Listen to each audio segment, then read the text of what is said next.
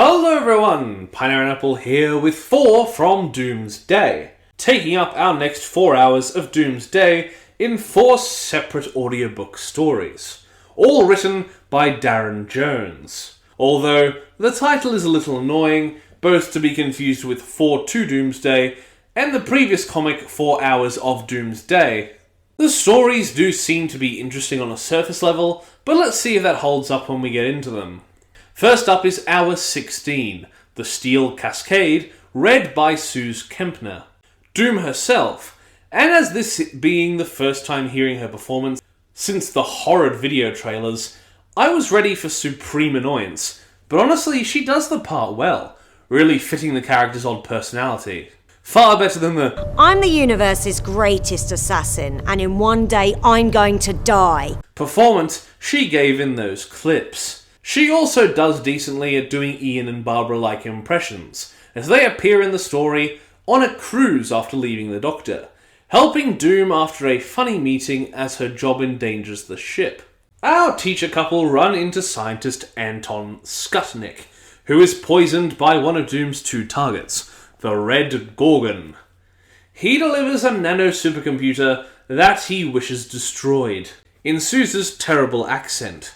"You can fade away in agony, or you can hand me that case and I'll finish things quickly." The Gorgon gets into a scuffle with Doom and is killed quite violently with the nanomachines that escape the supercomputer thanks to Doom, revealing themselves as the second target, the Silver Cascade. With Ian and Barbara, but mostly Barbara's help, the ship is sunk, defeating the Cascade. And after some telling of the Doctor stories, Terry, who we hear for the first time, sends Doom on her next job. This story was pretty good all around. Decent writing, Suze's performance is much better than I thought, and the premise kept me interested. So I'll give Steel Cascade a 7 out of 10. It could honestly be more, but out of all of the mediums that we've covered, removed from the game stuff, audiobook is probably my least favourite. Odd considering how much I love full cast audio dramas. Next is The Martian Dilemma, read by Jay Griffiths, who has played the character Jack on multiple Doctor Who projects and starred in the 8th Doctor audio dramas as Audacity, which we've taken a look at on the channel. In this story, Doom arrives on Mars to take out the current Queen. Jay Griffiths does a wonderful job at both her general performance and great as Doom and the iconically voiced Martian Ice Warriors. The story, on the other hand, feels a little bare bones. Not bad, but a little predictable and less interesting than the last. The Queen is progressing the Ice Warriors too far, and her husband fears for their people, so had the hit put out. But what is really interesting is the ending. This is one of the rare occurrences where Doom doesn't take out her target, and also the first time where she explicitly goes over her hour time limit, being knocked out for a time and ending the story 15 minutes into the next hour. So overall, this was a decent story with ups and downs, but on the whole, I can't call it a definite skip. So I'll give The Martian Dilemma a solid 6 out of 10. Certainly, probably better than The Twin Dilemma. Yup! Next is an Ood Halloween, read by Silas Carson, the voice of the Ood. A perfect choice considering the inclusion of Brian the Ood, last seen in the Time Lord Victorious event. Probably the only character introduced in that event to be carried on to this one. He does a great job voicing this story, doing well to keep the listener engaged, not only with the storytelling and scene setting, but with his experience. The creature voices all sound great. And even his impression of Doom wasn't too bad. "You're not going anywhere," said Doom. Valet snarled and hurled the engineer towards them, knocking them down like 10-pins. He punched at the equipment, ripping out the row of switches before leaping from the room and out of the building. Now for the story itself. Doom finds herself on Earth, ready to do her next mission quick to make up for the lost time with the mess in the last story. A mess that the Order picks up on and sends Brian to check up on Doom. They hunt a being named Velich, who fits in among the Halloween farers in San Francisco, and chase him through parties fright and murder as he races from radio tower to radio tower in order to send a pickup SOS. Doom doing what she can to stop him as Brian becomes frustrated with Doom's recklessness. The story overall is pretty good, not amazing, but serves the characters well, Brian being excellently written and Doom doing well to work off of him. I'll give an Ood Halloween, read by Silas Carson, a 7.5 out of 10. Finally is Dark Space, once again read by Suze Kempner.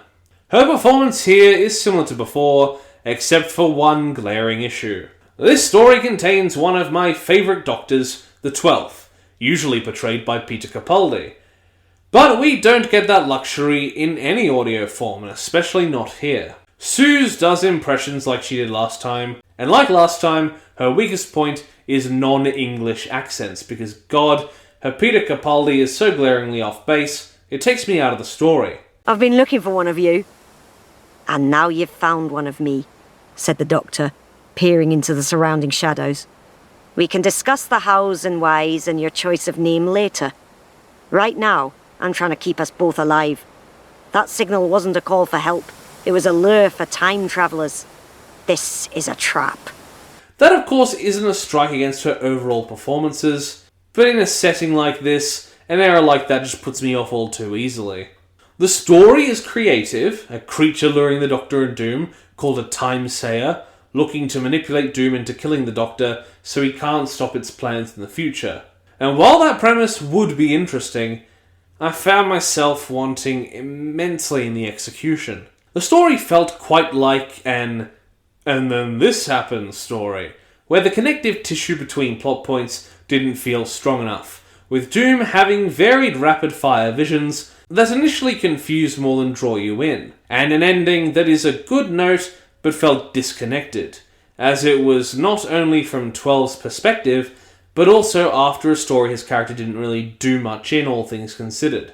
Overall, I'm excited now to get to the big finish stuff, that by my previous videos I'm sure you know how much I like them. But as for this story, Dark Space, I'll give it a 4.5 out of 10.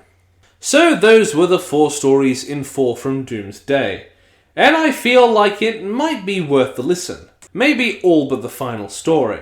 But I'm still not sure if it's worth market price. Then again, at least in Australia, Doctor Who audio stories are commonly far overpriced, so I usually don't comment on the prices in my reviews. But these stories are a part of a whole, so I feel it's pertinent to bring it up, considering the next set of stories are Big Finish fully casted audio dramas. I hope that they'll be worth more when we finish the series in the next video. Thank you everybody so much for watching my penultimate review of Doomsday. Please like the video if you liked it, comment down below if you wish, and ring that notification bell so you're told every single time that I make an upload. Once again, thank you for watching, and I will see you in the next review. Bye! Toast. A little piece of toast. Because there's so much to choose from. There's brown bread, white bread, all sorts of wholemeal bread. It comes in funny packages with writing on the side.